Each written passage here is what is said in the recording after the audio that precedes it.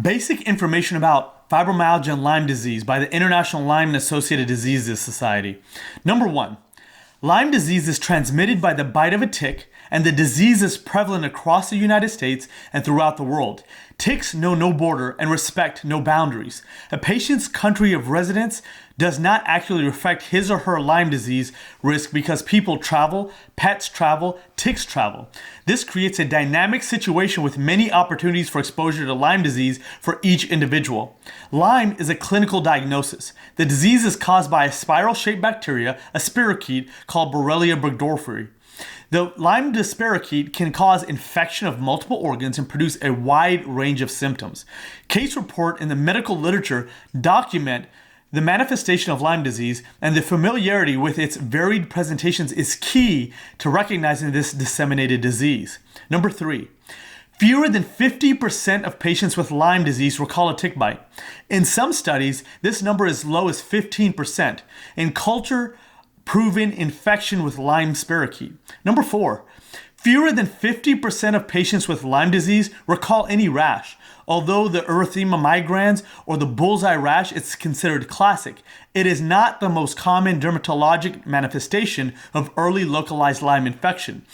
Atypical forms of this rash are seen far more commonly. It is important to know that the EM rash is pathognomonic of Lyme disease and requires no further verification, starting an appropriate course of antibiotic therapy. Number 5, the Centers for Disease Control and Prevention surveillance criteria for Lyme disease were devised to track a narrow band of cases for epidemiologic purposes, as stated on the CDC website.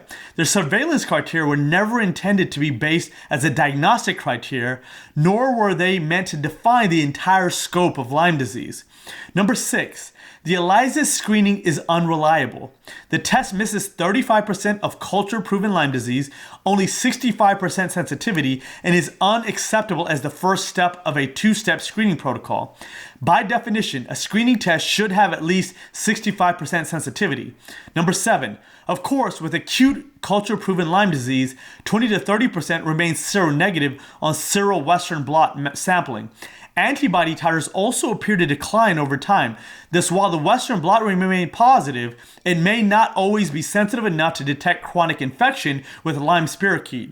The epidemiologic purposes, the CDC eliminated from the Western blot analysis the reading of bands 31 and 34. These bands are so specific to Borrelia burgdorferi that they were chosen for vaccine development. Since a vaccine for Lyme disease is currently unavailable, however, a positive 31 or 34 is highly indicative of Borrelia burgdorferi exposure. Yet these bands are not reported in commercial Lyme tests. Number 8, when used as part of a diagnostic evaluation for Lyme disease, the Western blot should be performed by a laboratory that reads the reports all of the bands related to Borrelia burgdorferi. Laboratories that use FDA-approved kits, for instance, the Matrix Marblet, are also restricted from reporting all the bands, as they must abide by the rules of the manufacturer. These rules are set up in accordance with the CDC surveillance criteria and increase the risk of false negative results. The commercial kits may be useful for surveillance purposes, but they offer too little information to be useful for patient management. Number 9, there are 5 subspecies of Borrelia burgdorferi, over 100 strains in the USA, and 300 strains worldwide. The diversity is thought to contribute to the antigenic variability of the spirochete in its ability to evade the immune system and the antibiotic therapy, leading to chronic infections. Number 10, testing for Babesia, Anaplasma, or Ehrlichia Bartonella should be performed. The presence of co-infection with these organisms point to probable infections with Lyme spirochete as well. If theme co-infections are left untreated, their continued presence increases morbidity and prevents successful treatment of Lyme disease. Number 11, a preponderance of evidence indicates that active ongoing spirochetal infection with or without tick-borne infections is the cause of persistent symptoms in chronic Lyme disease. Number 12, there has never been a study demonstrating that 30 days of antibiotic treatment cures chronic Lyme disease. However, there is a plethora of documentation in the US and European medical literature demonstrating by histology and culture techniques that short courses of antibiotic treatment fail to eradicate the Lyme spirochete. Short treatment courses have resulted in upwards of 40% relapse rate, especially if the treatment is delayed.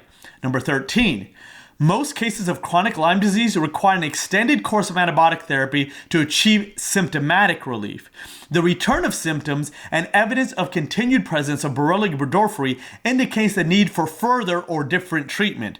The persistent Lyme infection far outweigh the potential consequences of long-term antibiotic therapy. Number 14, many patients with chronic Lyme disease require prolonged treatment until the patient is symptom-free.